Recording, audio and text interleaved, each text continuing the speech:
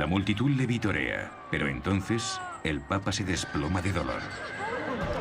Mientras los fieles observan estupefactos, el Santo Padre grita y gime mientras da a luz ante sus ojos. No es un milagro, sino un engaño de enormes proporciones. Una mujer consiguió ser sacerdote y luego convertirse en papa. ¿Qué locura es esta? ¿Es cierto que una mujer llegó a ser líder de la Iglesia Católica? ¿O es solo una historia ficticia, posiblemente creada como parte de un complot de los protestantes para descrédito de la fe católica? Por medio del análisis de los archivos y la investigación de objetos, abrimos el expediente misterio de la papisa Juana.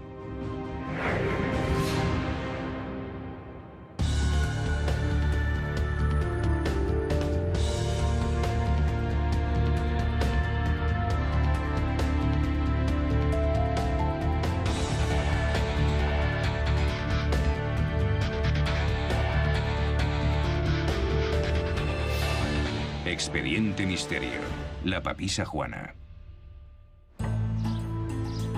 Roma, Edad Media.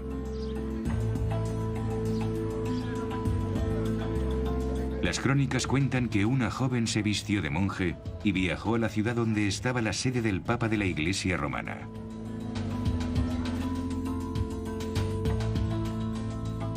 El profesor Craig Rustici ha estudiado las crónicas pontificias en las que se habla de Juana. Cuando llegó a Roma, por su talento intelectual, llegó a ser una celebridad y por ello fue elegida unánimemente para ser papa. Se dice que Juana vistió las ropas sacras ocultando su verdadero sexo a la vista del público. Rosalind Miles ha escrito y ha dado numerosas conferencias de sus estudios sobre la mujer y el papel de las mujeres en la Iglesia. El riesgo que Juana corrió desde el principio era enorme. En el momento en que llegó a ser papisa, estaba acostumbrada a su papel. Había perfeccionado los gestos, los movimientos, había aprendido a caminar y hablar como un hombre. Las crónicas recogen que Juana tuvo un romance y quedó embarazada. Durante una procesión papal, quedó paralizada por el dolor. Para horror de la multitud, el Santo Padre dio a luz en la calle. La gente se lanzó contra ella y la mató. Eso cuenta la leyenda. Sam Riches es historiadora y ha estudiado la sexualidad en la Edad Media. El pecado de la papisa Juana fue dejarse llevar por sus impulsos carnales. Tuvo relaciones sexuales y quedó embarazada. Y así es como cayó en desgracia. Hay muchas referencias a la papisa Juana en los registros. El problema es que muchos de ellos se contradicen entre sí, lo que hace que numerosos investigadores piensen que su historia es un montaje. Para algunos, Juana simbolizaba lo que las mujeres podían lograr. Para otros, enemigos de la Iglesia Católica, Juana era una indicación de hasta dónde podía llegar el catolicismo. Se convirtió en una especie de encarnación de la Iglesia Católica, identificada como la ramera apocalíptica de Babilonia. El papado de Juana no está inscrito en la historia oficial de la Iglesia. Así que para descubrir si una mujer se convirtió en líder de la Iglesia Católica, se deben encontrar pruebas fuera de los registros. Algunos apuntan a una peculiar evidencia que aún se conserva hoy en el Vaticano. Una silla de coronación. Un trono con un agujero de 21 centímetros de diámetro en el centro que se abre hacia la parte delantera. El escritor Peter Stanford ha examinado esa prueba. El Papa se sentaba en la silla y obviamente por el hueco del asiento debía separar las piernas. Un diácono metía la mano por debajo, tocaba los testículos del Papa y luego decía, testículo sabet, tiene testículos. Y entonces, según cuentan algunos relatos, la gente rezaba a Dios y le daba las gracias por ello. Aunque la escena se representa en libros de viajes, algunos expertos no están convencidos. Sería un gran relato si fuera cierto, pero no hay pruebas de que se llevara a cabo esa práctica como parte de la ceremonia. El Vaticano afirma que la silla es un retrete. La explicación siempre ha sido que esta silla era para hacer las necesidades. Para mí es totalmente absurdo. Durante siglos, los reyes y las reinas utilizaron elaborados asientos. Pero la pregunta es, ¿por qué otro asiento real inspira una historia paralela a una silla de coronación? Aquí, en Maguncia, Alemania, hay una colección de manuscritos medievales. Entre miles de libros, hay más de 100 que se refieren a la mujer papisa, incluyendo uno fechado en 1250 de Jan de Malle, un fraile dominico que escribió una historia de los papas en latín, la lengua de la Iglesia medieval. La palabra papa deriva de la palabra padre en latín, pero entre la lista de los papas se habla de un pontífice femenino. De Malle escribió que Juana dio a luz. También reveló que tenía algunas dudas acerca de la leyenda y añadió que en latín require significa por verificar. De Malle no dijo el nombre de la mujer papisa, pero dató su reinado en 1099, 150 años antes. Durante ese tiempo, un cisma o división en la Iglesia llevó a una confusión sobre la verdadera identidad del Papa. 20 años después de la referencia de Malle, apareció otro relato sobre Juana. En la Crónica de los Papas de Martinus Polonus. Era capellán y confesor de varios papas, así que estaba muy ligado al estamento papal. Eso da a su narrativa una gran credibilidad. Polonus se refiere a la papisa como a Johannes, Juan, que más tarde se conocería como Juana. No es alguien que lo inventara por capricho mientras estaba allí. Estaba en el Vaticano, en la biblioteca, rodeado de documentos, sirviendo al Papa, escribiendo una crónica de los papas. Polonus no critica a Juana. Martinus Polonus dice que fue un papa con relativo éxito, pero cuenta que a los 2 años y medio quedó embarazada y dio a luz a un niño. Y ese fue el final de su papado. Su relato embellece la historia de Juana. Dice que su ciudad natal era Maguncia, Alemania, uno de los centros religiosos más importantes del país. Muy cerca se encontraba el centro monástico de Fulda. Se dice que Fulda era particularmente importante, un centro de enseñanza y vida monástica, y que tenía una biblioteca magnífica y muy famosa.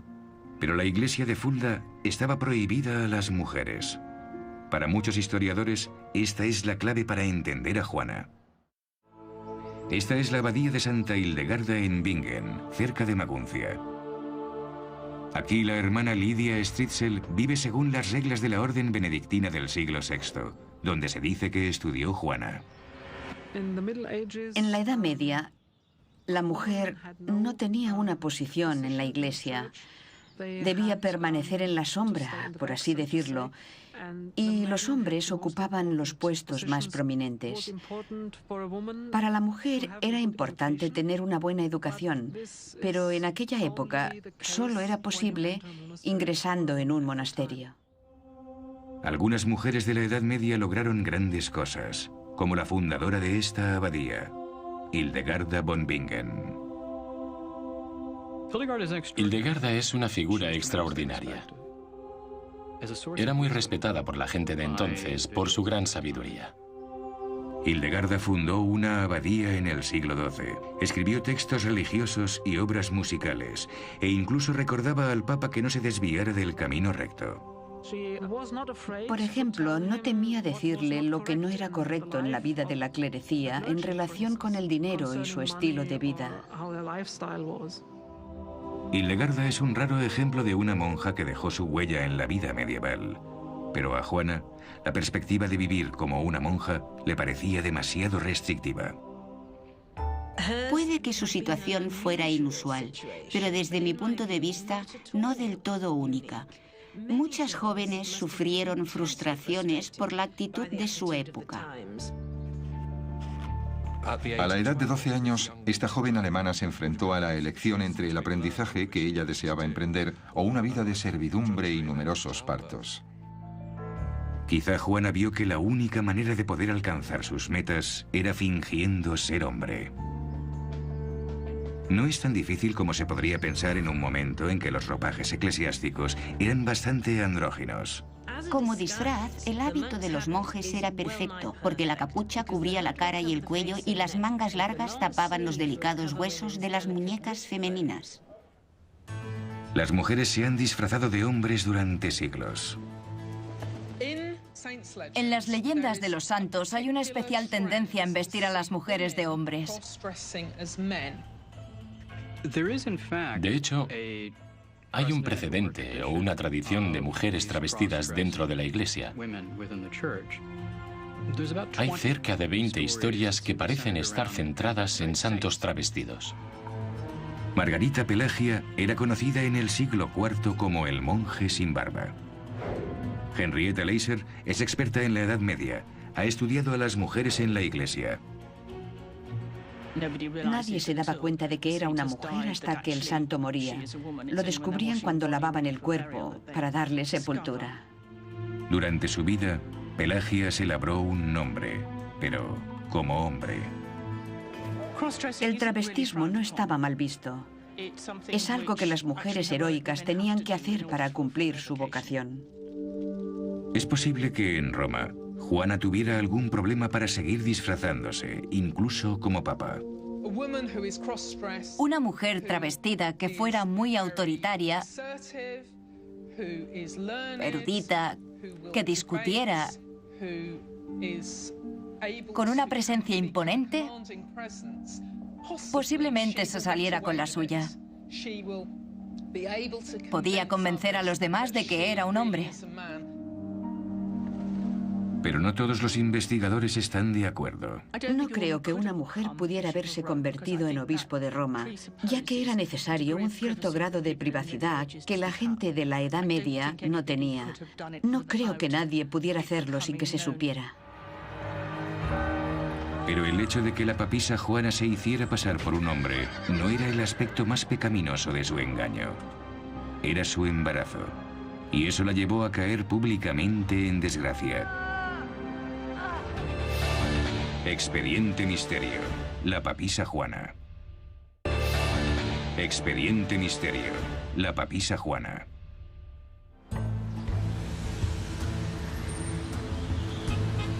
Basílica de Letrán.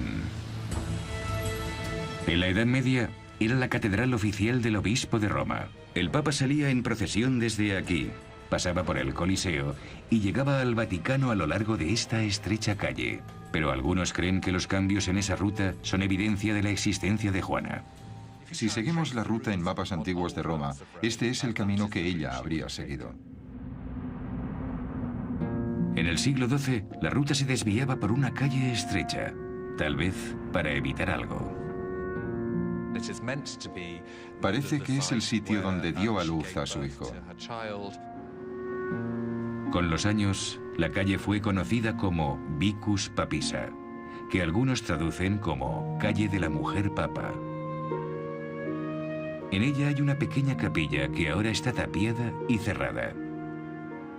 Tenemos muchos relatos de viajeros que hablan de esta pequeña capilla que en cierta época alojó una imagen de la papisa Juana. Pero podría haber una razón más inocente por la que se cambió el recorrido procesional de los papas. Es posible que fuera porque la calle era demasiado estrecha para una gran procesión. Sin embargo, el sencillo santuario sigue siendo un recordatorio permanente de la revelación pública de la identidad de Juana. ¿Pero podría una mujer culta no darse cuenta de su embarazo hasta el momento de dar a luz? Consiguió alcanzar un gran nivel de conocimiento por medio de los libros. Era una intelectual, pero no sabía nada de su propio cuerpo. Tal vez el parto de Juana fue un aborto involuntario. Si fue así, tal vez no era consciente de su estado, o tal vez la historia es una fantasía. El parto de Juana añade a la historia visos de ser una falacia. Creo que es algo que te hace estar totalmente seguro de que no se puede tomar en serio. Es un poco carnavalesco. Si es un cuento lo de que Juana dio a luz en público, la pregunta es, ¿por qué inventaron eso? Para entenderlo, Hay que examinar la posición de la mujer en la sociedad del siglo XIII. Las mujeres empezaron a pedir más derechos y oportunidades en la Iglesia. Las mujeres querían más protagonismo, intentaban hacer más y ejercer más autoridad. Algunos estudiosos se refieren a ello como una especie de movimiento femenino del siglo XIII, donde un número sin precedentes de mujeres buscaban un lugar en las órdenes religiosas. Tanto es así que los hombres que controlaban algunas de esas órdenes acabaron cerrándoles las puertas. Contra ese trasfondo religioso podía haberse publicado la historia de Juana no como una historia sobre los papas, sino como una moraleja promovida por algunos sectores de la Iglesia para poner a las mujeres en su lugar. Tenemos una mujer travestida que consigue llegar a la posición más alta dentro de la Iglesia y sin embargo cae. Su propio cuerpo la delata, fracasa de la manera más gráfica. Su feminidad la traiciona al dar a luz en público. Los escritores de la historia de Juana no podían saber que siglos más tarde la papisa sería interpretada de manera muy diferente y llevaría a una división moral de la Iglesia. 300 años después, elementos protestantes de la Iglesia cristiana quisieron reformar el estilo de gobierno de la Iglesia de Roma.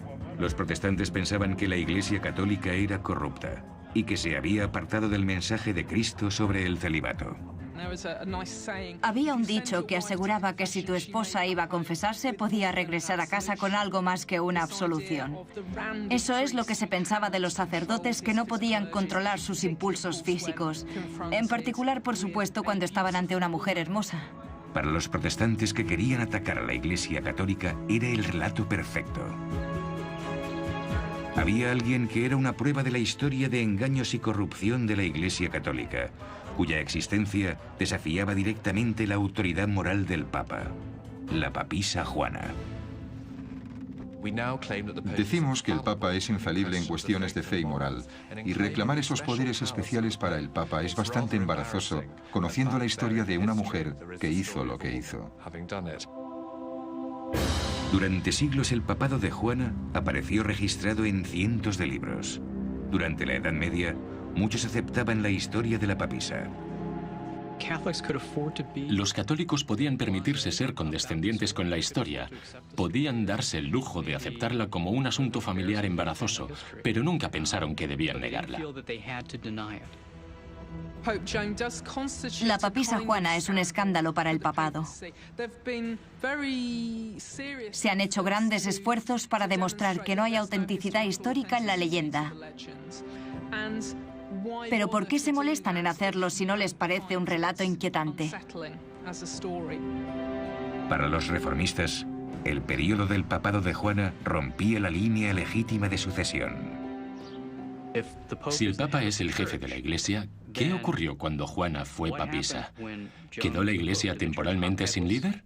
Durante la reforma del siglo XVI, la historia de Juana se convirtió en un campo de batalla por el control de la Iglesia.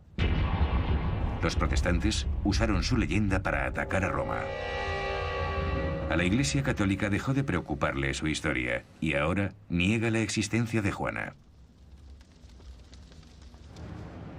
En las crónicas manuscritas medievales de Maguncia hay una extraña copia del siglo XV del libro de Polonus, una crónica de los papas. No se nombra a Juana. En cambio, hay un relato sobre el Papa Juan, pero junto al texto hay unas notas escritas al margen. Dice, PP fuem feminem. El Papa era una mujer. La nota señala literalmente a una papisa, pero ¿quién lo escribió? ¿Un monje católico del siglo XV decidido a que la historia de Juana no se perdiera? Posiblemente. O fue, como afirman algunos católicos, puesta allí por los promotores de la Reforma Protestante 300 años después, con la intención de poner la historia de Juana a la vista como ejemplo de la desviación de los católicos. La prueba definitiva en una campaña de desprestigio promovida por los protestantes. Los expertos modernos pueden datar con precisión los manuscritos sobre la base de los materiales utilizados y los estilos de la escritura manual. Esas notas han sido analizadas y fechadas. No son de la época de la Reforma. No fueron falsificadores protestantes, fueron los monjes que escribían los textos anteriores a la Reforma. La leyenda de la papisa Juana es uno de los episodios más embarazosos y molestos en las crónicas de la Iglesia. Durante la Edad Media, su historia fue tratada como un hecho. Pero podría haber sido creada siglos después como personaje de ficción, como un medio para calumniar a la Iglesia católica. O tal vez su historia pudo ser publicada para reafirmar el dominio masculino en la Iglesia. Las pruebas dejan perplejos a los investigadores. La historia de Juana no solo es plausible, es muy probable, ya que la única vía de escape para las mujeres era a través de la Iglesia. La existencia de Juana nunca podrá ser desmentida. Yo diría que si la papisa Juana no existió, sería necesario inventarla. La leyenda de la papisa Juana sirve a una época en particular que fue misógina, que fue antipapista. La Iglesia Católica moderna no admite la existencia de Juana y sigue decretando que ninguna mujer puede ser sacerdote y, por lo tanto, tampoco papa. Hay rumores de que en algún profundo rincón de los archivos secretos del Vaticano puede haber documentos sobre la papisa Juana. ¿Quién sabe? La historia de la papisa Juana sigue siendo un misterio. Su vida, su historia, su existencia, su leyenda vivirán porque queremos